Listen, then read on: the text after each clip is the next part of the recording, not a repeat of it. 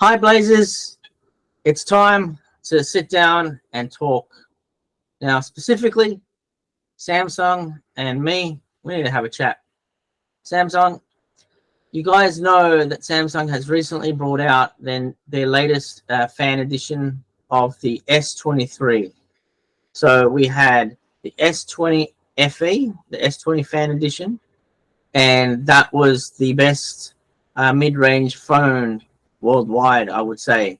It came to Australia, came everywhere, and it was stock standard, had the Snapdragon chip and everything. It's good. I even went out and bought two, one for me, one for the wifey. We both are using it, no dramas, and my wife doesn't want to change the phone at all. So we went then to the S21FE, and the S21FE came out with less fanfare this time around, but it came out and it was pretty much the same old kind of thing with some changes, with some differences.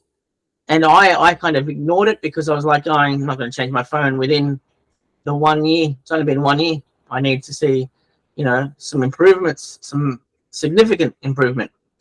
And then, well, S22 came out. We had all the flagship S22 phones come out, from the S22 base edition to the Ultra, and that was out of my price range. And I was still going 2 years.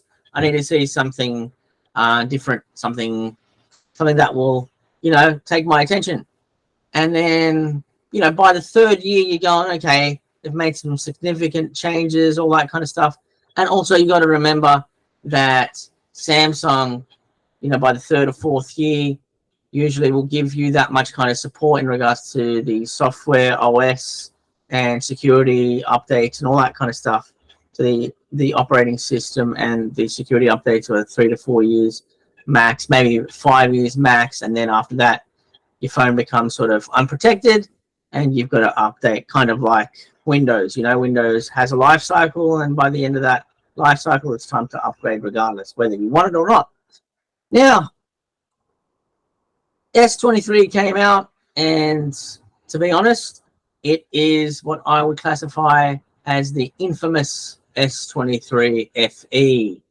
The fan edition of the S23 is what I call the infamous version. Now, any fans of the PlayStation game Infamous realize what I'm referring to. You've got the good path and you've got the evil path. And I honestly think that the S23FE is not everything that it needs to crack up to be. So what am I talking about? Well, here it is. With the S20FE, they brought the Snapdragon chipset and all that kind of fun stuff for you. But with the 23 fan edition, you're going to the other chipset, the Equinox chipset, which I find kind of the chipset that is the equivalent between the Intel Pentium versus the Intel Celeron. And it's kind of like, why do you want to put a Celeron chipset onto your phone? And if you guys look at the article, because I've actually written an article about this on top of this video, I show benchmarks and the differences between the two chipsets. There's not much difference between the S20FE chipset to the 23FE chipset, but there is enough of a difference to go, no, I'm actually gonna bypass this completely. And the whole CPU not being a Snapdragon chipset for anyone that is outside of the US. So if you're in the US, you are getting that chipset, but the Snapdragon chipset I'm talking about. But if you are outside of the US, Europe, Australia, everywhere else, you're going to get the Equinox chipset, which isn't the greatest. Now, there are ways around this. You can go to Amazon and you can find the phone with the same chipset, but there's also a little issue. I've gone to the Amazon website and some websites in Australia. Specifically, I've gone to Amazon and I've gone to JB Hi-Fi. For you Americans out there, it'll be Best Buy. It's our equivalent to Best Buy. JB Hi-Fi is the same. And what I have seen is the fact that the phone on our JB website is showing that the battery capacity is the 4500 battery capacity. But then when you go to Amazon, you are getting the Snapdragon chipset, but you're getting a lower battery capacity. You're going to 3900 battery capacity. And you're going, what's going on here? You want to get the 500 mAh, or you want to get the 4500? What's this 3900 business? So you're losing out realistically. So again, I classify this as the infamous Samsung 23 Fan Edition. Guys, you guys need to double check and make sure that this is the phone for you. It might have the best cameras, and they do advertise and all that kind of stuff about the cameras and everything else. And yes, the storage, you've got 128 or 256.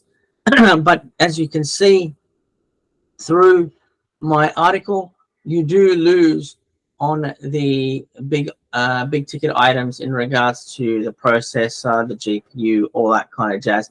So make sure that you know that this is the phone for you. My suggestion is stay away from the S23 Fan Edition. Maybe if you wanted the 23 edition, go and get the base level of the standard Samsung 23 and stay away from the Fan Edition, or just hold out. If you've got a Samsung 20 FE or a S21 FE, hold out for the 24th edition, not necessarily of the Fan Edition, but wait and see what the base level of the S24 or the S24 Plus bring out, and see if that is a bigger boost than what you're currently on. Because in all honesty, this this isn't going to be what it needs to crack up to be. Again, I say stay away from the S23 FE. But again, it's your infamous game, so you decide. If you've got any questions, by all means, info@ampleblaze.com. Send us an email. Happy to help you and discuss it and see what suits you guys best. Don't forget to like this video, subscribe to our channel for more content like this. We're going to be working on a new video soon in regards to your Samsung phone and in regards to troubleshooting. So we're going to create a complete troubleshooting guide for you for your Samsung phone coming soon. So like and subscribe for that, and we will see you on the next one. Thanks for watching.